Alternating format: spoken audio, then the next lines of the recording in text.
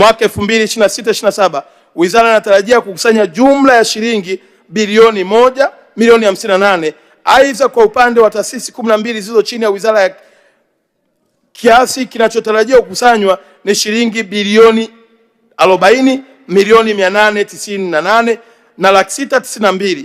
Mheshimiwa Spika, ili kutekeleza majukumu ya wizara katika mwaka wa fedha 2026/27, naomba bunge lako tukufu lilizie na kuidhinisha bajeti ya Wizara ya Habari, Utamaduni, Sanaa na Michezo kwa mwaka 2026/27 yenye jumla ya shilingi bilioni 525,327 laki 857. Kati ya bajeti hiyo shilingi bilioni 39 na milioni 71,597,000 ni kwa ajili ya mishahara, shilingi bilioni 28 na milioni 65,472,000 ni matumizi mengineyo, na miradi ya maendeleo shilingi bilioni 458 milioni 190 laki 778. Mheshimiwa Spika, kwa unyenyekevu mkubwa naomba kutoa hoja.